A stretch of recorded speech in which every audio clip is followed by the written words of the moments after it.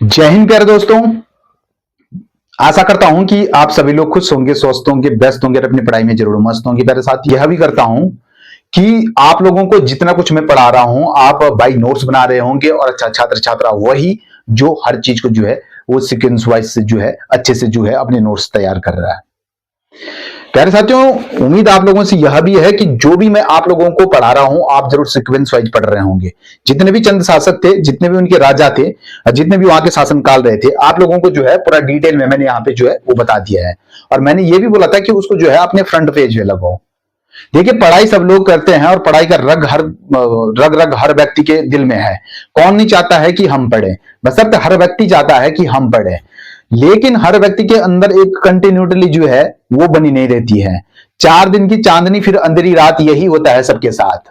ठीक है, ये नहीं करना है हमें। हमें जो है अपनी पढ़ाई को लगातार, भले ही आप 1 से 2 घंटे या 3 घंटे पढ़ो, लेकिन हर दिन कंटिन्यूटली रखो। ऐसा नहीं है कि आप शादी पार्टी में जा रहे हैं, ऐसा नहीं है कि आप 10 दिन का गैप ले रहे हैं, 5 दिन का गैप ले रहे हैं। 5 दिन के गैप लेने से आपकी 1 महीने की पढ़ाई जो है वो खत्म हो चुकी है ऑलरेडी। ये ध्यान रखना आप लोग, तब जाना आप लोग घूमने, है ना। बुरा मत मानना इस चीज का। दूसरी बात यह है कि जो भी छात्र छात्रा वाकई में हकीकत में मेहनत कर रहा होगा, और वैसे तो मैंने आप लोगों को जो 2 से 3 घंटे बताई तो कंटिन्यूटी बताई, जो न पढ़ने वाले हैं उनके लिए बताई चीज। जो अच्छा छात्र छात्रा है, जो वाकई में सच्ची मेहनत करना चाहता है, वो 4 से 5 या 5 से 6 घंटे जितना मैक्सिमम बैठ सकता है वो उसके लिए फायदेमंद रहेगा। क्योंकि जिस रूम के अंदर आप लोग पढ़ाई कर रहे हैं तो आप अपने साथ, तो आप लोगों का क्या होगा, यानी पड़ोस वाले का अगर सिलेक्शन हो जाता है जो आपके पड़ोस में है और आपका सिलेक्शन रुक जाता है तो आपको बहुत बुरा लगेगा उस समय, है ना। तो इसलिए आप सच्ची मेहनत करो और सच्ची मेहनत के साथ रहो और अपना लग्न के अंदर 5 से 6 महीने में जो भी सारे एग्जाम आने वाले हैं आप क्लियर करो, है ना। और आप लोगों से रिक्वेस्ट यही है कि जो भी कुछ मैं पढ़ा रहा हूं ये उन छात्र छात्राओं के लिए है जो अपना बेसिक तैयार कर रहे हैं और अपना बेसिक यानी फाउंडेशन बैच मान सकते हैं हम इस चीज को, वो तैयार। ठीक है, तो आप जो है इस चीज को जो है आप ध्यान रखना। अब आप ये बताएंगे सर जी कि जो आपने कुछ पढ़ा लिया है हम उस चीज के नोट्स बना रहे हैं, तो प्लीज आप कमेंट बॉक्स में डाल देना। और मुझे लगता है कि आप लोग जो है पढ़ाई जरूर कर रहे हैं, क्योंकि यहाँ पे जब मैंने कमेंट बॉक्स में आप लोगों को फतेहपति शाह के बारे में मैंने जब बताया था कि फतेहपति शाह जो है वो उसके भी 9 रत्न हुआ करते थे, जैसे आपके अकबर के दरबार में हुआ करते थे, इसलिए उसको गढ़वाल का अकबर भी कहा जाता है। तो वहां पे जो है 9 रत्न मैंने यहाँ पे बताया था, वहां पे जो है एक हमारा दोस्त है, बड़ी अच्छी तैयारी के साथ है और उन्होंने जो है अभी ज्योग्राफी भी पढ़ाई थी और दिल्ली से जो है क्लासेस दे रहे हैं, बट सर तो कुछ अपराधिकता के कारण वो भी नहीं पढ़ा रहे हैं। और एक गौरव कोई लड़का है, उसने जो है बड़े अच्छे से वहां पे कमेंट में लिखा था कि सर जी जो आपने फतेहपति शाह बताया था उसका जो 9वां रत्न था उन्होंने अच्छे ढंग से बता दिया। उस चीज को मैं अभी भी नहीं बता रहा हूँ बोर्ड पे, क्योंकि मैं देखता हूँ कितने लोग जो है मैक्सिमम कमेंट कर सकते हैं उसमें कि एक्चुअल में सर यही था वो 9 रत्न हम पढ़ रहे हैं आपकी क्लास। बड़ा अच्छा लगेगा जब आप कमेंट बॉक्स में लिखें, इससे मुझे मोटिवेशन होता है कि हाँ अच्छे छात्र छात्र वही हैं जो अच्छी मेहनत कर रहे हैं और पढ़ भी रहे हैं, ये वाकई में ये मेहनत कर रहे हैं। ठीक है, तो उस चीज को आप भी देखो और आपको भी कुछ सीखो। और कहने का मतलब ये है कि जो आप लोगों को कल मैंने पढ़ाया था वो पढ़ाया था मैंने आप लोगों को क्या पढ़ाया था, तो ज्ञानचंद सेकंड पढ़ाया था और आपको जगत चंद पढ़ाया था, यानी उद्धोत चंद के बाद गद्दी पर कौन बैठा था, तो ज्ञानचंद द्वितीय बैठा था। मुझे ये बताएंगे जब आप लोग मेहनत कर रहे हैं अच्छे से, तो मुझे ये बताएंगे कि ज्ञानचंद के बीच से आप लोगों को क्वेश्चन पूछता हूं और आपको जगत चंद से, ना कि मैं उद्धोत चंद से पूछ रहा हूं या उससे पीछे पूछ रहा हूं, मैं रत्नचंद से, भारती चंद से, भीष्मचंद से, कहीं से मैं यहीं से पूछ रहा हूं। ठीक है, आप ये बताएंगे कि एक युद्ध होता है, ठीक है, ये तो आप बता देंगे यहां पे कि जो ज्ञानचंद है, ज्ञान चंद द्वितीय इसका जो शासनकाल था, कि शासनकाल, ये तो मुझे ये बता दो। ठीक है, जब आप अच्छी मेहनत कर रहे हैं, और ये कि यहां पे जगत चंद का शासनकाल बता दो। दूसरा आप किसका, जगत चंद का शासन काल, ये तो मैंने आप लोगों को इजीली पूछ दिया। एक आप ये बताएंगे कि जब इसका शासन काल बताते हैं कि युद्ध होता है यहां पे दुधौली का युद्ध, वो आप लोगों को जो है मैंने पढ़ा रखा, वो किस किस के बीच में हुआ था, यानी इन दोनों के, जब ये दोनों शासन काल थे इनके समय जो है वो गढ़वाल का राजा कौन था, ये भी बताएंगे। गढ़वाल का राजा इस समय कौन था, राजा। ठीक है, इस चीज को भी बता देंगे आप अगर आप अच्छी तैयारी कर रहे हैं। तो बोलेंगे सर जी जो इसका ज्ञानचंद का शासनकाल था वो 1600 आपके कितने बजे 1698 से लेकर के 1708 तक था, ठीक बात बन जाएगी, यानी कि 1698 से आपका 1708, ठीक है। वहीं पे इसका शासनकाल देखा जाए तो 1708 से लेकर के आपके 1720 तक माना जाएगा, ठीक है। यही देखा जाए तो इसने क्या किया, 1699 में बधानगढ़ का युद्ध जीता, वधानगढ़ को जीता था, ये लिखो, बड़गढ़ को क्या किया था, जीता था। सब पढ़ा रखा मैंने वहां पे, ठीक है। यहीं पे देखा जाए तो यहाँ पे 1600, तो यहाँ पे जो हो जाएगा यानी कि 1699, तो 1703 में एक युद्ध होता है आपका दुधौली का युद्ध, तो दुधौली, ठीक है, दुधौली बोल लिखना है इसको, ठीक है, यानी कि दुधौली का युद्ध, ठीक है। ये युद्ध हुआ था आपके सर जी, यानी कि ज्ञानचंद द्वितीय, ठीक है, ये ज्ञानचंद द्वितीय मानना आप, ठीक है, यानी कि ज्ञानचंद द्वितीय के बीच में होता और फतेहपति शाह, तो फतेह शाह के बीच में हुआ था, ठीक है। यहीं पे जो है एक युद्ध और होता है जब ज्ञानचंद करते हैं, डोटियों पर करते हैं, कब करते हैं, अपने पिता उद्धोधचंद का बदला लेने के लिए करते हैं, ठीक है। यानी कि ये हो जाता है आपका 1700 कितना हो जाएगा, 1704 में होता है, यानी कि अपने पिता का बदला लेने के लिए लिख रहा हूं मैं, ठीक है, यानी कि पिता लेने के बदले, पिता के बदले किस पे, डोटी पे, ठीक है। ये चीज है, इसने क्या किया कि यहां से नंदा देवी की मूर्ति जो है गढ़वाल से उठा करके आपके कुमाऊं के नंदा देवी मंदिर में जो है वहां स्थापित कर ली थी, ठीक है। किसने की थी, ज्ञानचंद द्वितीय ने, ठीक है। यहां पे अगर मैं जगतचंद की बात करूं तो ये गढ़वाल का राजा फतेहपति शाह था, और गढ़वाल का स्वर्णकाल जो है वो फतेहपति शाह को माना जाता है, यानी कि फतेहपति शाह को गढ़वाल का स्वर्णकाल, और इसको कुमाऊं का, यानी कि कुमाऊं का क्या हो जाएगा, स्वर्ण काल, इसी को माना जाता है। किसको आप बोलेंगे सर जी, जगतचंद को, यानी कि इसलिए माना जाता है 9 लाख की 9 लाख की क्या होती थी प्रतिवर्ष, यानी कि प्रतिवर्ष 9 लाख की क्या होती थी, आई। और इसी के समय जो है बोलेंगे ये बड़ा मिलनसार व्यक्ति था, यानी कि मिलनसार और हितैषी प्रकार का व्यक्ति था, यानी कि हितैषी प्रकार क्या था, ये व्यक्ति था। बताया था आप लोगों को या नहीं बताया था, बोलेंगे सर जी बिल्कुल बताया था। ये चीजें जो है मैंने आप लोगों को ऑलरेडी पढ़ा रखा है, यहां पे मैं कुछ पॉइंटेड बता रहा हूं। इसको जो है किसको ज्ञान, इसको किस चीज की बीमारी थी इसको, तो बोलेंगे सर जी इसको चेंचक की बीमारी थी, चेंचक की बीमारी थी इसको, ठीक है। अच्छा, उद्धोधचंद का शासनकाल, यानी कि 1678 से लेकर के 1678 से 1698, इसके 2 सेनापति हुआ करते थे आपके, बोलेंगे कौन कौन से, एक सेनापति हुआ करता था आपका हिरुदेवबा, और एक सेनापति होता था शिरोमणि जोशी, ठीक है। ये दोनों युद्ध में मरे गए थे। जब ये मर गए थे ना युद्ध में, तो उसके बाद जो है उद्धोधचंद ने जो है वो शांति की उसमें चले गए, तो उसने बोला कि मैं अब युद्ध नहीं करूंगा। याद करो, आप लोगों को सब कुछ मैंने जो है वो पढ़ा रखा है, इसको धाय माता की बीमारी हुआ करती थी, ठीक है। अब आप ये बताएंगे कि इसने क्या किया था और इसने क्या किया था, बोलेंगे सर जी जगतचंद ने जो है यहाँ पे जुआरियों पर क्या लगाया था, जुआरियों पर क्या लगाया था, टैक्स लगाया था इसने, किस पे, जुआरियों पर, ठीक है। टैक्स लगाया था इसने जुआरियों पर, इस चीज को भी आप ध्यान रखना, किसने, जगतचंद ने, ठीक। बहुत सारी बातें हैं, है ना, जो मैंने आप लोगों को जो है पढ़ा रखी है, ठीक है।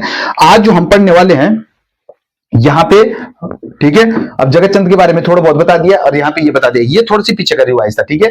और आप लोगों की यहाँ से नहीं पूछ रहा हूं मैं, अगर यहाँ से पूछने लग जाऊं तो इसमें भी जो है बहुत सारी बीमारी थी, इसको धाई माता की बीमारी हुआ करती थी, बहुत जो है पॉइंटेड है। इसके समय जो है एक क्या मराठों का एक राजा इसके दरबार में आया था, उसने जो है फुलमंजरी नामक एक ग्रंथ की रचना की थी, ठीक है। बहुत सारी चीजें हैं, ठीक है, तो इस चीज को जो है आप ध्यान रखना, ठीक है। तो यहाँ पे आप लोगों को पता है, ये भी जैसे आपका बहुत कुछ पढ़ा रखा है यहाँ पे पॉइंट, और यहाँ पे देखो जैसे तालाब महल, रंग महल का निर्माण किसने करवाया था, तो इसी ने तो करवाया था, है ना। बहुत सारी चीजें हैं जो मैंने जो है ऑलरेडी आप लोगों को वीडियो में पढ़ा रखा है, आप पीछे जाइए। अगर मैं यहाँ पे पढ़ाने लगूं, दोबारा रिविजन करने लगूं, अगर रिवाइज करवाने लगूं, तो यहाँ पे क्या होगा कि हम अपना जो नेक्स्ट वीडियो है, जो नेक्स्ट टॉपिक है आज का, उसको पढ़ नहीं पाएंगे, वो छूट जाएगा, ठीक है। तो सब कुछ मैंने पढ़ा रखा है, आप जाओ वहां पे, तो आप वहां पे जो है एक सीक्वेंस वाइज देख सकते हैं। अच्छा, अगली बात बताऊंगा मैं आप लोगों को, बोलेंगे सर जी चंदों का, यानी कि चंदों का अवनित काल पढ़ेंगे आज, ठीक है। अवनति, अवनति होता है, ठीक है, अवनति, अवनति काल, ठीक है। आप बताएंगे कि इससे पहले गद्दी पर कौन था? बोलेंगे सर जी जगत चंद था, ठीक है। और जगत चंद के बाद लिखेंगे, जगत चंद के बाद जगत चंद का उत्तराधिकारी, उत्तराधिकारी कौन हुआ? बोलेंगे देवी चंद, ठीक है, देवी चंद। बेचारा बहुत पैसे बर्बाद किए इसने, देवी चंद ने। देवी चंद जब गद्दी पर बैठ गया तो यहीं से क्या होता है, यहीं से चंदों का क्या हो जाता है? अवनित काल स्टार्ट हो जाता है, यानी कि नति काल क्या हो जाता है? शुरू, ठीक है। इसका शासन अगर मैं बात करूं, शासन, तो मुझे जरा कमेंट बॉक्स में बताएंगे जो इसका शासन काल था वो कितना था। बोलेंगे सर जी 1720 से लेकर 1726 तक, ठीक है, यानी कि 1720 से आपका 1726, ठीक है, ये इसका अवनित काल था, ठीक है। मैं दूसरे मार्कर से लिख दूं, ये क्या था? इसका अवनित काल था, ठीक है। अब ये लिखेंगे अगली बात, किसने क्या किया? विक्रम आदित्य बनने के चक्कर में, यानी कि विक्रम आदित्य, ये चल नहीं रहा, विक्रम आदित्य, यानी कि विक्रम आदित्य बनने के चक्कर में, दिख रहा है ये, जरा बताएंगे, दिख रहा है ये? काफी पैसा या रुपया, पैसा बर्बाद किए, ठीक है। यानी कि विक्रम आदित्य बनने के चक्कर में इसने काफी पैसा जो है वो बर्बाद किए, इसलिए इसको कुमाऊं का विक्रमादित्य कहा जाता है। क्या बोलेंगे? कुमाऊं का विक्रमादित्य, इसीलिए ये फिर लिखेंगे कुमाऊं का विक्रमादित्य, ठीक है, डायरेक्ट। तब क्या लिख सकते हैं यहां से, क्या पॉइंट मिल जाएगा हमें कि कुमाऊं का विक्रम आदित्य कौन कहलाएगा? बोलेंगे सर जी देवी चंद, ठीक है। कुमाऊं का मोहम्मद बिन तुगलक भी इसी को जो कहा जाता है, ठीक है। लिखेंगे अगला पॉइंट यहां पे कि कुमाऊं का मोहम्मद बिन तुगलक किसे कहा जाता है, ठीक है। यानी कि कुमाऊं, ठीक है, कुमाऊं का मोहम्मद बिन तुगलक किसे कहा जाता है? कुमाऊं का मोहम्मद बिन तुगलक देवी चंद को कहा जाता है। सोचो इस राजा ने जो है इतने पैसे बर्बाद किए कि यहां पे कुमाऊं का विक्रम आदित्य के बनने के चक्कर में इसने बहुत जो है वो अपने पैसे क्या कहते बर्बाद किए थे, ठीक है। और मान सकता हूं कि जो उसका सेनापति रहा होगा, इसका सेनापति कौन था? कि सेनापति, किसका सेनापति? देवीचंद का सेनापति वो था दौद खान, ठीक है। इतने पैसे बर्बाद किए थे इस बेचारे ने, ठीक है। और इसकी जो बाद में जब मृत्यु होती है तो इनके दरबार में कौन कौन रहते थे? बोलेंगे सर जी जो इनके दरबार में रहते थे वो आपका भीष्मचंद्र रहता था और एक आपका पुरनमल रहता था, इसका पुत्र हुआ करता था, ठीक है। क्या लिखेंगे यहाँ पे? उदोचन देवीचंद, यानी कि क्या बोलेंगे? देवी चंद की मृत्यु उसके पुत्र किसने? यानी कि उसका पुत्र कौन था? पुरनमल, ठीक है। यानी कि क्या हो जाएगा? इसका पुत्र कौन था? पुरनमल था, एक था इसका पुत्र पुरनमल था। ये इसका पुत्र मणिकचंद इसका पुत्र नहीं था, ठीक है, मणिकचंद था, मणिकचंद। यानी कि इसका पुत्र किसने किया था? पुरनमल, और इसका पुत्र इसका पुत्र पुरनमल और किसने किया था? मणिकचंद ने जो है इसकी क्या कर दी थी? हत्या कर दी थी, ठीक है। और इसके बाद जो अगला पॉइंट लिखेंगे, इसके बाद कौन आ जाता है? इसके बाद यानी कि देवीचंद के बाद कौन आ जाता है? गद्दी पर कौन बैठ जाता है? यानी कि छोटे छोटे शासक रहते हैं, वो इतना बड़ा कुछ खास इनका जो है शासन काल नहीं रहता है। तो उसके बाद जो गद्दी पर बैठ जाते हैं वो आपका हो जाएगा आपका अजित चंद, ठीक है। यानी कि अजीत, अजीत ऐसे लिखेंगे ना, अजीत चंद, ठीक है। और अजीत चंद के बाद ये तो मैं ऐसे में लिख दूं चंद, कौन बैठ जाएगा आपका? कल्याण चंद। कौन बैठ जाएगा? कल्याण चंद। और कल्याण चंद के बाद गद्दी पर कौन बैठ जाएगा? बोलेंगे सर जी कल्याण चंद के बाद गद्दी पर बैठ जाएगा दीपचंद, ठीक है, यानी कि दीपचंद, ठीक है। और दीपचंद के बाद कौन बैठ जाएगा? मोहनचंद, ठीक है, मोहनचंद, मोहन चंद। दूसरा प्रदुमन चंद,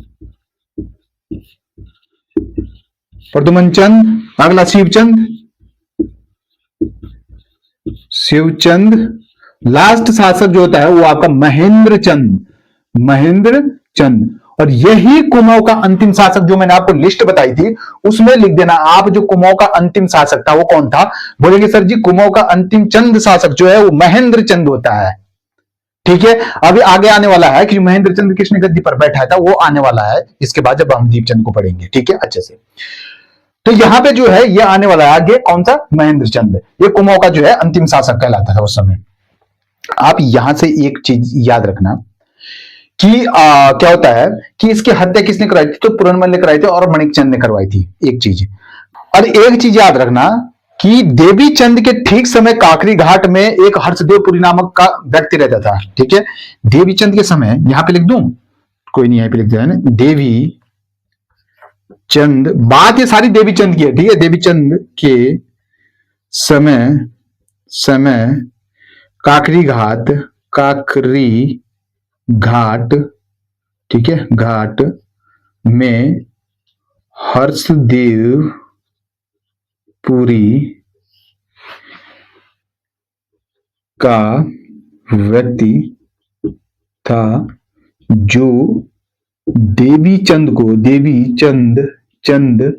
यानी कि देवी चंद में अच्छे से लिख लो, ठीक है।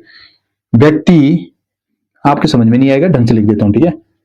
व्यक्ति था जो देवी चंद को, ठीक है, देवबा कहकर पुकारता था, ठीक है, देवबा करके पुकारता था। मुझे आप ये बताएंगे कि काकरी घाट से जो है मुझे कुछ याद आ रहा, काकरी घाट में किन दो नदियों का संगम होता है? जरा मुझे ये चीज बताएंगे कि काकरी घाट में जो है वो किन दो नदियों का संगम होता है? डेस्टर कहां गया भाई? डेस्टर कहां गया? ठीक है, यानी कि क्या हो जाएगा यहाँ पे, इसको मैं इरेज कर रहा हूं, ठीक है, इस चीज को मैं इरेज कर रहा हूं, ठीक है। ये आपने देख लिया होगा और ये मैंने पीछे पढ़ा रखा, आप लोगों को अच्छे ढंग से पढ़ा रखा है, ठीक है। यहाँ पे जो है छोटे छोटे शासक है उनको हम पढ़ लेंगे, बस तो आप लोगों से जो है कुछ चीजें पूछ रहा हूं मैं कि आप ये बताएंगे कि यहाँ पे क्या बताएंगे मुझे ये बताएंगे कि काकरी घाट में किन दो नदियों का संगम होता है? बोलेंगे सरयू का होता है सर जी, सरयू प्लस आपने बताया था कि सरयू का, वैसे तो मैंने अभी बताया नहीं ये चीज, ध्यान रखना, ठीक है। अब ये चीज आने वाली है आगे, पर मैं बता रहा हूं आप लोगों को एक्स्ट्रा फैक्ट, ठीक है, याद रखना। जब आएंगे इस पे तो आप लोगों को बड़ा मजा आने वाला है, ठीक है, जब ये ज्योग्राफी पढ़ेंगे हम, ठीक है। सरयू यानी कि सरयू को हो जाएगा, और पनार ये होता है आपका काकरी घाट। एक बात ये हो जाएगी, वहीं पे मुझे जरा बताएंगे काकरी घाट कहां पर था, ये भी कमेंट बॉक्स में बता देंगे। और यहीं पे सरयू का संगम प्लस गोमती का संगम, गोमती नदी का संगम कहां पे होता है? बोलेंगे सर जी बागेश्वर, ठीक है, बिल्कुल ठीक बात बन जाएगी सर जी। यहीं पे सरयू और पूर्वी रामगंगा का संगम, यानी पूर्वी रामगंगा का संगम कहां पे होता है? तो बोलेंगे सर जी जो सरयू पूर्वी रामगंगा है इनका संगम जो होता है वो रामेश्वर में होता है, रामेश्वर तीर्थ, ठीक है। और सरयू और प्लस खीर गंगा का, यानी कि खीर गंगा का संगम कहां पे होता है? बताएंगे कि सरयू और खीर गंगा का संगम कहां होता है? कपकोट में होता है, ठीक है, कपकोट में होता है, ठीक है, कपकोट में होता है। और आप एक चीज और बताएंगे यहाँ पे कि काली और सरयू का संगम कहां पे होता है? ठीक है, काली नदी कालापानी नामक जगह से निकलती है, जो काली प्लस सरयू का संगम कहां होता है? बोलेंगे सर जी जो काली और सरयू का संगम होता है, ठीक है, पंचेश्वर में, ठीक है, पंचेश्वर, ठीक है। और काली और गौरी नदी का संगम, जहां जौल जीबी मेला लगता है गजेंद्र सिंह की याद में लगता है, ठीक है, जौल जीबी मेला पिथौरागढ़ में। तो काली और गौरी संगम कहां होता है? जौल जीबी, जौल जीबी, ठीक है। काली की अंतिम सहायक नदी कौन सी है? तो बोलेंगे सर जी लदिया। और पहली सहायक नदी कौन सी? यहां की ये चल नहीं रहा, एक सेकेंड बताएंगे जरा मुझे कि जो काली की अंतिम यानी कि काली नदी की अंतिम सहायक नदी है वो कौन सी है? तो बोलेंगे सर जी लदिया है, लदिया। वहीं पे इसकी पहली संगम पहली नदी कौन सी मिलती है काली में? बोलते कुटियांती, कुटियांती, याद करो, है ना। जो ये चीजें काली और गौरी नदी का संगम होता है जौल जीबी, और काली और सरयू का संगम कहां होता है? वो आपके होता है पंचेश्वर में, ठीक है। और आप ये बताएंगे जो काली नदी और कुटियांती है इसका संगम कहां पे होता है? काली और कुटियांती का होता है गुंजी नामक जगह पे, ठीक है। यहां पे ये भी बताएंगे काली और कुटियांती का संगम यानी कि काली प्लस कुटियांती, कुटियांती ये पहली नदी है इसकी, ठीक है। पहचान कहां होती है? गुंजी नामक जगह, गुंजी स्थान पे, गुंजी नामक जगह पे होता है।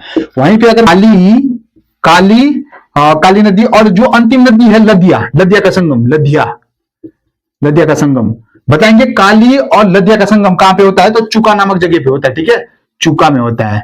और वहीं पे मैं बात करूं कि काली नदी और प्लस आपकी कौन सी नदी बन जाएगी? यानी कि काली नदी और लोहावती का संगम कहां होता है? लोहावती का संगम कहां पे होता है? तो बोलेंगे सर जी जो काली और लोहावती का संगम होता है गढ़ मुक्तेश्वर में होता है, ठीक है, गढ़ मुक्तेश्वर। तो गढ़ मुक्तेश्वर में होता है, ठीक है। वहीं पे मैं काली और पूर्वी धौलीगंगा की बात करूं, काली प्लस पूर्वी धौलीगंगा की बात करूं, खेला गांव, ठीक है, खेला, खेला नामक स्थान में ऐसे लिखना, खेला नामक स्थान पे, ठीक है, खेला नामक स्थान पे। वहीं पे अगर लास्ट में बात करूं कि आपकी काली प्लस कौन सी नदी बच गई? यानी कि काली प्लस कटिपानी गाड़ का संगम, ठीक है, काली प्लस कटिपानी गाड़ का, यानी कि कटी पानी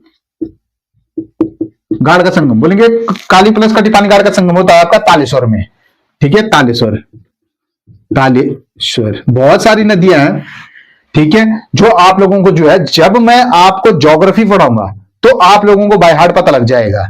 जैसे हमारी यमुना निकलती है और जैसे हमारी टॉस निकलती है या फिर गंगा निकलती है, अलकनंदा निकलती है, सारी नदियों को जो है एक सीक्वेंस वाइज पढ़ेंगे, उसमें आप लोगों को बहुत मजा आने वाला है। हिस्ट्री आप लोगों को बोरियत इसीलिए लगती है क्योंकि हिस्ट्री में बहुत सारी चीजें जो होती है वो हमें पढ़नी होती है ना। तो आप घबराइए ना, जब हम इन चीजों में पूछेंगे पढ़ेंगे और इन चीजों को हम जब यहाँ पे पहुंचेंगे, यानी कि यहाँ के ग्लेशियर होते हैं, यहाँ की नदियां होती हैं, जो भी इसके अंतर्गत आती है ना, कहाँ पे कौन सा संग्रहालय वगैरह वगैरह जो भी है, जितने भी सारी चीज होती हैं उनका तो भंडाफोड़ करने वाले हैं, ठीक है। उनके लिए प्यार से नहीं पढ़ाया जाएगा, उनके लिए ऐसे ही आप लोगों को पढ़ाया जाएगा जिस तरीके से मैं यहाँ पर हिस्ट्री इसलिए आराम से पढ़ा रहा हूँ कि हिस्ट्री हर व्यक्ति के समझ में नहीं आती है। हिस्ट्री सबको जो है बोरियत सब्जेक्ट लगता है और हिस्ट्री को हमें अच्छे से पढ़ना पड़ेगा, तभी जाके हमारी जो है उत्तराखंड क्लियर बन जाएगी। अब आप लोगों को कैसे नाम जो कई नाम जो होते हैं वो सिमिलर होते हैं, जैसे उनको भी मैं अच्छे ढंग से पढ़ाऊंगा आपको। जैसे आपको पूछूंगा फूलों की घाटी कहाँ है, हर व्यक्ति जानता है कहां पे है, चमोली में है, ठीक है। फ्रैंक स्मिथ ने उसकी खोज की थी 1931 में।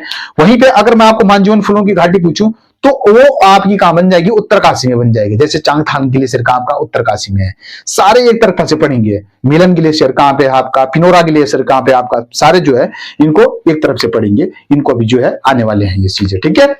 अच्छा, तो ये आपकी कुछ नदियां थी, जैसे कालिया कटिपानी घाट गुंजी नामक स्थान पर, कालिया नदिया का संगम चुका नामक स्थान पर, कालिया लोहावती का आपका गढ़ मुक्तेश्वर में, कांजर पूर्वी धौलीगंगा का खेला नामक स्थान पर, काली और कटिपानी घाट का तालेश्वर में, ठीक है, सरई और पन्नर का संगम काकरी घाट। यहां से मुझे वो काकरी घाट जो है वो याद आया था, ठीक है, इसलिए चीजें मैंने आपको बता दी। कालियर बागेश्वर में और कालियर पूर्वी रामगंगा का वो हो जाएगा आपका रामेश्वरम तीर्थ में, काली और खीरगंगा का संगम कपकोट में, और काली और सरयू का संगम पंचेश्वर में, काली और गौरी का संगम जौलजीबी में जहां मेला लगता है, सब कुछ बता दिया, ठीक है। आप जो है इस चीज को जो है अच्छे से रिवाइज करो, ठीक है। अच्छा, जो अगला शासक होगा हमारा वो कौन हो जाएगा, यानी कि इस चीज को भी आप ध्यान रखना है। यानी कि इसको मैं बता रहा हूं आप लोगों को चंदों का अवनित काल क्या हो जाएगा। बोलेंगे सर जी जो चंदों का अवनित काल हो जाएगा वो आपका चंदों का उत्तराधिकारी कौन हो जाएगा, देवी चंद हो जाएगा। यानी कि अवनित काल यहीं से शुरू होता है चंदों का, ठीक है, 1720 से 1726 तक चलता है, कोई बड़ी बात नहीं है, ठीक है। और विक्रमादित्य बनने के चक्कर में काफी धन बर्बाद किया, इसलिए कुमो का विक्रमादित्य कहा जाता है, और कुमो का मोहम्मद बिन तुगलक भी कहा जाता है। इसी चीज को ठीक है ध्यान रखना, ठीक है। सेनापति किसको बनाया था इसने, दाऊद खान को। इसके दौरान ने क्या कहता है, इसकी हत्या करवा दी थी, और उसके साथ कौन था दूसरा, मणिचंद हुआ करता था। और इसके बाद आप याद रखना, इसके बाद कौन आता है, कल्याण चंद के बाद धीरचंद, मोहनचंद, प्रदमन चंद, शिवचंद और महेंद्र चंद, अंतिम शासक जो हम पढ़ने वाले हैं, ठीक है। और देवीचंद ने और काकरीघाट नामक स्थान पे कौन रहता था? हर्षदेवपुरी नामक व्यक्ति रहता था, जो उसके लिए क्या बोलता था? तो बोलेंगे सर जी इसके लिए बोलता था देवबा कह के पुकारता था। ठीक बात बन जाएगी सर जी, ठीक है। अगला पढ़ेंगे, वो कल्याण चंद चतुर्थ को पढ़ने वाले हैं, ठीक है। ये भी छोटा शासक है, इतना बड़ा शासक नहीं है, बस सत्यांक से क्वेश्चन बनने के चांस भी हैं, ठीक है। उस चीज को आप लोग जो है अच्छे से ध्यान रखो, ठीक है। अच्छा सोचो, यहाँ पे इस चीज को मैं इरेज कर रहा हूं, ठीक है। ये तो मैं यहाँ पे लिख देता हूं नीचे। क्या लिखेंगे? यहां से मैं इसको बंद कर सकता हूं, बोलेंगे सर जी बिल्कुल बंद कर सकते हैं, ठीक है।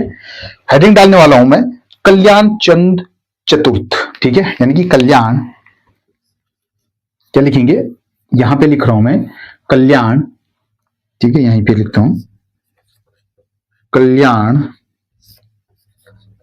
चंद चतुर्थ, ठीक है। चंद शासक कल्याण चंद जो है वो चतुर्थ की बात करने वाले हैं यहाँ पे। इसका शासन काल कितने से कितने तक चलता है? बोलेंगे सर जी इसका शासन काल, ये बेचारा कल्याण चंद जो चतुर्थ था, जब ये यहाँ पे शासन कर रहा था तो इसके शासन पे क्या हुआ था? बोलेंगे सर जी इसके शासनकाल जो है वो क्या हो जाएगा? 1730 से लेकर के 1730 से लेकर के, यहां पे लिखूंगा पूरा ही लिखूंगा, ठीक है। यानी क्या हो जाएगा? 1730 से लेकर के आपका, और आपका हो जाएगा 1747, ठीक है। 1730 से 1747 में ये जो है इसने शासन किया था, 1747 तक।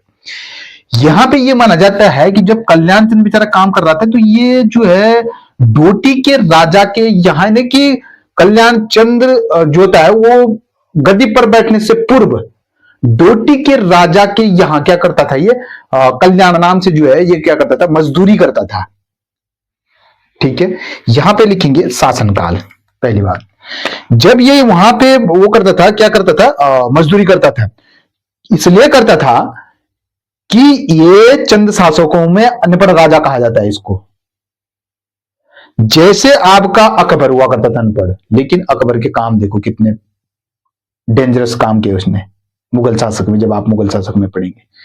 यहां पे ध्यान देने वाली बात यह है कि इसका शासनकाल, तो शासन, पहली बात यह हो जाएगी शासनकाल की, शासनकाल, ठीक है। इसका शासन क्या काल क्या हो जाएगा? बताया अभी सर जी 1730 से लेकर के आपका कितना हो जाएगा? 1747, ठीक है। कल्याण चंद गद्दी पर बैठने से पूर्व, या लिखेंगे गद्दी पर राजा बनने से पूर्व, ऐसे लिखेंगे कि राजा बनने से पूर्व, राजा बनने से पूर्व कल्याण चंद चतुर्थ, यानी कि कल्याण चंद चतुर्थ राजा बनने से पूर्व कल्याण चंद चतुर्थ जो है वो क्या करता था? डोटी के राजा के यहाँ, डोटी के बारे में मैंने बहुत कुछ पढ़ा रखा, ठीक है। डोटी के किसने क्या किया? यहाँ पे राजा के यहाँ, डोटी के राजा के यहाँ क्या करता था? ये नौकरी करता था कल्याण नाम से, यानी कि कल्याण नाम से क्या करता था? कल्याण नाम से क्या करता था? ये नौकरी। देखो मुगलों ने इसके समय पे क्या किया, क्योंकि कुमाऊं के हर राजा मुगलों की सिपारदारी करता था। अब इसके समय जो मुगलों ने क्या किया, इस बेचारे के जो है ना, किसको? कल्याण चंद्र चतुर्थ को मंदिरों से जो है ऋण लेना पड़ा इसको, और गढ़वाल के शासक ने इसका साथ दिया था। अब कौन था वो सब कुछ मैं आपको बताने वाला हूं। इसीलिए बोलते हैं कि अपने तो अपने ही होते हैं, क्योंकि मुगलों के तस्करी बन रखे थे, है ना। था तो चंदी वंश, लेकिन यहां पे प्रदीप शाह ने जो है इसकी बड़ी मदद की थी, ठीक है। अच्छा क्या आ जाएगा? अगला पॉइंट डालेंगे। अगला पॉइंट ये आ जाएगा, क्या डालेंगे? बोलेंगे सर जी कि राजा बनने से पूर्व कल्याण चंद चतुर्थ ने डोटी के राजा से वो क्या किया था? डोटी के यहाँ नौकरी करता था, ठीक है, नौकरी करता था। ये क्या था? कल्याण चंद चतुर्थ लिखेंगे यहाँ पे कल्याण, क्या लिखेंगे? कल्याण, ठीक है, कल्याण चंद चतुर्थ टोटली क्या था? अनपढ़ राजा। यहां पे लिख दो मैं, अनपढ़ राजा था, ठीक है, अनपढ़ राजा, अनपढ़ राजा था। और इसके समय पे, कल्याण चंद के समय पे 1743 से लेकर के 1744 के आसपास में यहां पे क्या हुआ था? रोहिलों का आक्रमण हुआ था, ठीक है, यानी कि रोहिलों का आक्रमण किसके समय काल में हुआ था? तो बोलेंगे सर जी रोहिलों का आक्रमण जो था वो 1743 से लेकर के आपका 1745 से 44 के आसपास लिखेंगे। 1743 से 44 से 45 के आसपास में जो है रोहिलों ने इसके समय पे क्या किया था? आक्रमण किए थे। कल्याण चंद के जैसे ही गद्दी पे बैठा था ये, ठीक है, कल्याण चंद के समय, कल्याण चंद के समय, ठीक है, कल्याण चंद के समय रोहिलों 1743 पूरे डेट के साथ लिखेंगे, ठीक है, यानी कि क्या हो जाएगा 1743 से आपका 1745 में, ठीक है, रोहिलों का आक्रमण हुआ था, रोहिल खंड का। तो रोहिल खंड का क्या हुआ था? आक्रमण हुआ था, ठीक है, यानी कि क्या इन रोहिलों ने आक्रमण इसलिए किया होगा कि ये अनपढ़ राजा होगा?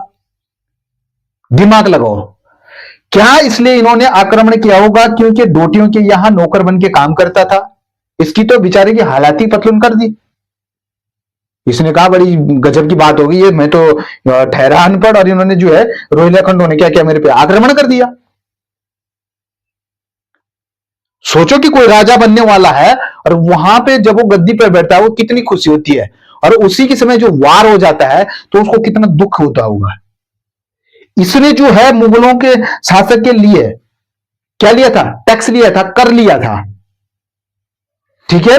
याद रखने वाली बात यह है, यानी कि कल्याण चंद के समय 1743 और 1745 में रोहिला खंडों का आक्रमण हुआ। इस समय गढ़वाल का राजा कौन था? बोलेंगे प्रदीप शाह ने इसकी क्या की थी? मदद की थी।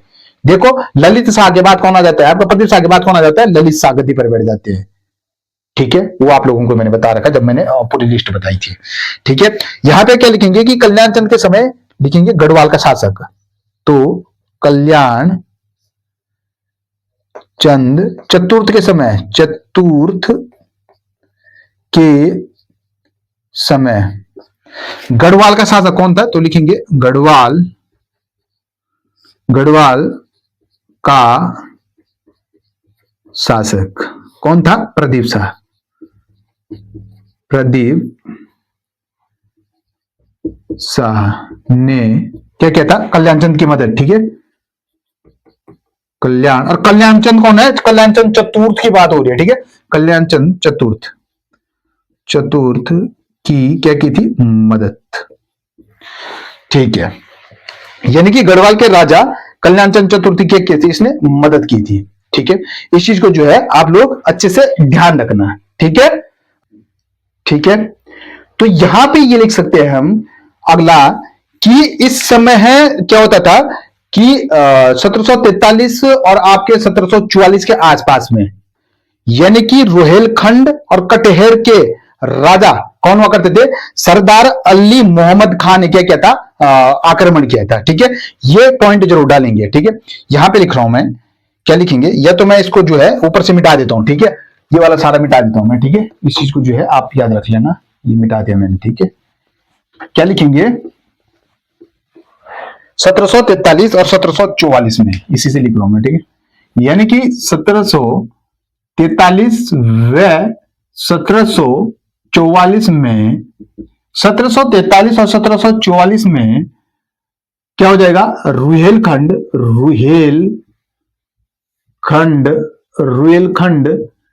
या कटेहर के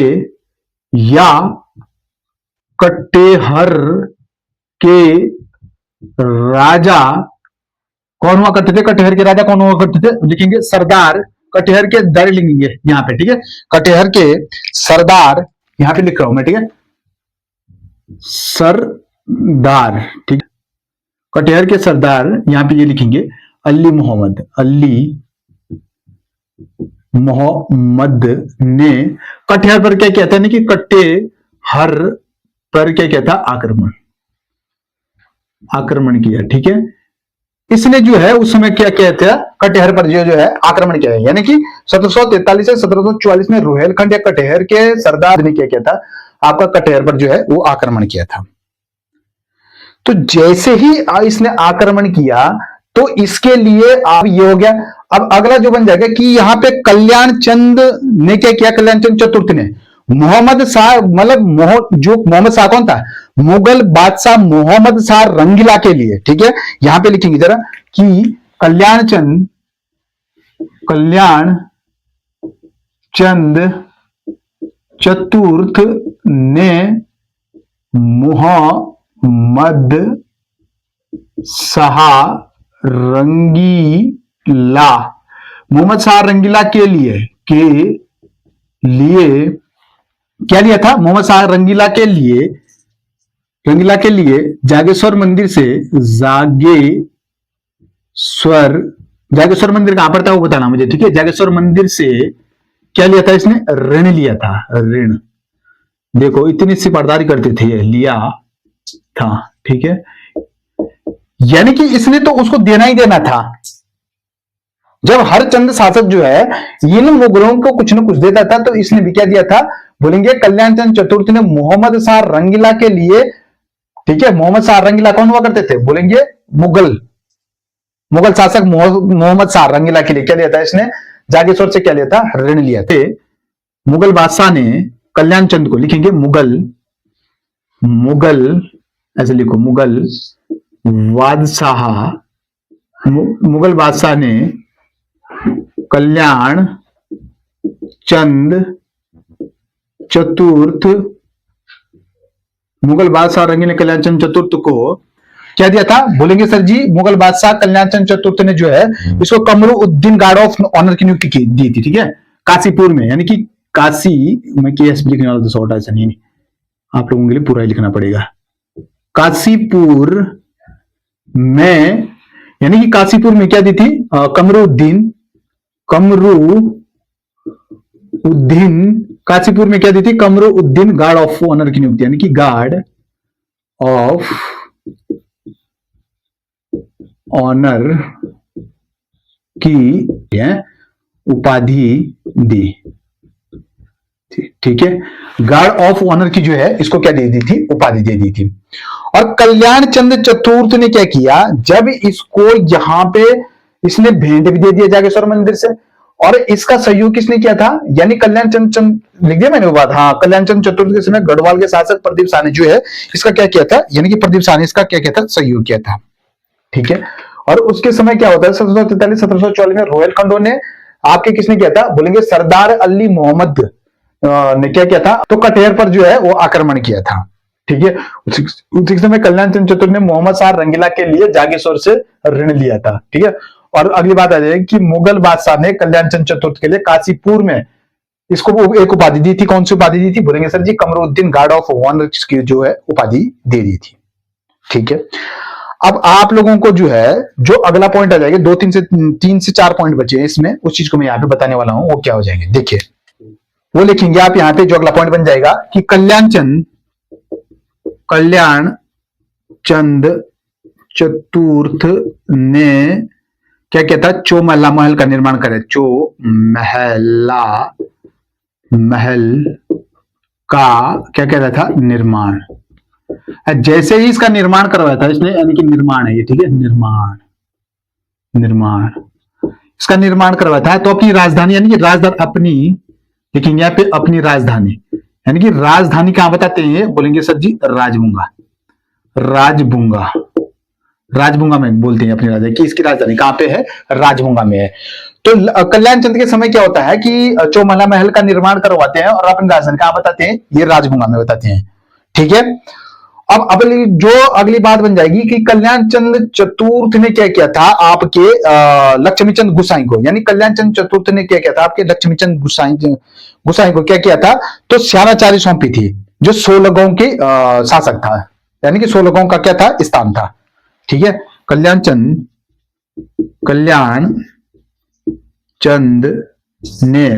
चतुर्थ लिखना, ठीक है। कल्याण चंद चतुर्थी की ही बात हो रही है, लक्ष्मी चंद गुसाई को, यानी किसको दी थी आपने, लक्ष्मी चंद गुसाई, लक्ष्मी चंद गुसाई को क्या दी थी, बोलेंगे स्यानाचारी सौंपी थी, यानी कि स्यानाचारी, और स्यानाचारी कितने गांव की, 16 गांवों की, 16 गांव श्यानाचारी को, यानी श्यानाचारी जी थी, और श्यानाचारी कितने गांव की थी, यानी कि 16 गांव का क्या हुआ करता था, एक ये स्थान था, ठीक है, 16 गांव का स्थान था ये स्थान, ठीक है। और कल्याण ये क्या डालेंगे कि कल्याण चंद चतुर्थ के समय बलिराम चौधरी क्या था यहाँ पे, बोलेंगे सर जी लेखक था, ठीक है, लेखक था।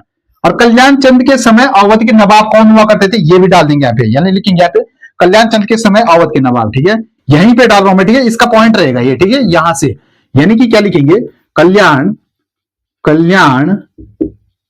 चंद चतुर्थ के समय अवध के नवाब कौन थे, बोलेंगे जरा मुझे बताएंगे जरा, कल्याण चंद चतुर्थ के समय अवध के नवाब कौन थे, मंसूर अली खां हुआ करते थे, ठीक है, यानी कि मंसूर अली खां, ठीक है, तो मंसूर आता है ये पेपर में, ठीक है, अली छोड़ना मत, अली खां, ये मत सोचना कि अभी ये सर जी ऐसी बता रहे हैं, ये महत्वपूर्ण है पेपर की दृष्टि से, ठीक है, इस चीज को भी आप लोग जो है ध्यान रखना। कल्याण चंद्रोदयम पुस्तक की लेखक कौन था, लिखेंगे यहाँ पे, ये क्वेश्चन मोस्ट बन जाता है, यानी कि कल्याण क्वेश्चन है ये, ठीक है, कल्याण चंद्रोदयम पुस्तक के लेखक कौन हुआ करते थे, बोलेंगे सर जी कवि शिव हुआ करते थे, ठीक है, कवि शिव। कल्याण चंद्रोदयम पुस्तक के लेखक कौन हुआ करते थे, तो यहाँ पे मैं इसको अंडरग्राउंड कर रहा हूं, यहाँ पे कौन हुआ करते थे, कवि शिव हुआ करते थे, ठीक है, इस चीज को जो है आप लोग ध्यान रखना, ठीक है, कवि शिव, ठीक है। और कल्याण चंद के जीवन के अंतिम समय बोला जाता है कि इस बेचारे की आंखों की रोशनी ही चली गई थी, ये मतलब अंधा हो गया था, ठीक है, अंतिम समय में कल्याण चंद के आंखों की रोशनी चली गई, आंखों की रोशनी, यानी कि आंखों, यहां पे लिख देता हूं मैं, ठीक है, आंखों लिख देता हूं मैं, ठीक है, कल्याण चंद चतुर्थ किसकी आंखों की, तो ये सोचना आप, कल्याण चंद चतुर्थ के क्या हुआ था, आंखों की रोशनी चली गई। अब जिस राजा की आंखों की रोशनी चली गई वो क्या ही देखेगा फिर आंखों से, ना आंखें तो उसकी बंदी हो जाएंगी, है ना। तो यहां पे जो है इस चीज को जो है आप ध्यान रखना, जो भी कुछ मैंने पढ़ाया है, ठीक है, कल्याण चंद चतुर्थ जो मैंने आप लोगों को जो है वो पढ़ा दिया है, ठीक है, उस चीज को आप याद रखना। कल जो है हम दीपचंद पढ़ेंगे, और दीपचंद जो है इसका बहुत महत्वपूर्ण शासक है, जहां से एग्जैक्ट क्वेश्चन बनने के जो है चांसेस होते हैं। प्यारे साथी, इस चीज को जो है आप जो भी मैंने पढ़ा दिया है उस चीज को आप लोग जो है ध्यान रखना अच्छे से, और बड़े ढंग से ध्यान रखना, और खूब पढ़ो, खूब मेहनत करो। और कल हम जो दीपचंद पढ़ने वाले हैं उसको बहुत अच्छे तरीके से पढ़ेंगे, और उसके बाद इसकी कुछ भौगोलिक स्थितियां बच जाएंगी, और प्रशासनिक इकाइयां बच जाएंगी, और आपके कर टैक्सेज वगैरह, हाँ कर की मैं एक वीडियो हो सकता है तो मैं कल डालूंगा, और दीपचंद को मैं परसों पढ़ा दूंगा, ऐसा भी हो सकता है, ठीक है। कर की वीडियो जो होगी वो शॉर्टेज वीडियो होगी, आप लोगों को थोड़ा मोटिवेशन स्टिकल्स मिल जाएंगे आपको, और उसमें आपको क्या मिल जाएंगे, आपके जो टैक्सेस वगैरह होते थे करों के समय, इन चंदों के समय पे, वो आप लोगों को जो है एक सीरीज में बता दूंगा मैं सारे के सारे टैक्सेस, ठीक है। और आपको यहाँ के किले मैंने पढ़ा रखे हैं ऑलरेडी, और आपको किलों के बाद मैंने जो आपके यहाँ के क्या हुआ करते थे किले, और हाँ किले पढ़ा रखे हैं, और इसके बाद आपके प्रशासनिक इकाई वगैरह आ जाएंगी, तो यहीं पे जो है धीरे धीरे जो है चंद वंश जो है वो सब मिट जाने वाला है, और उसके लिए बहुत कम समय बचा हुआ है चंद शासक को खत्म होने के लिए।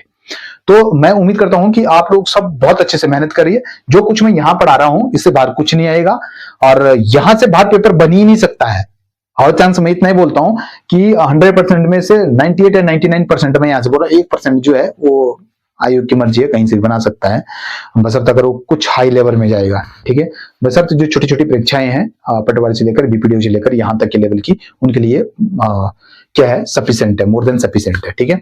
तो आप खूब करें मेहनत, कर दिखाओ कुछ ऐसा कि दुनिया करे आपके जैसा।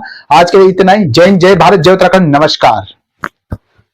बाजू गद्दी बढ़ कल्याण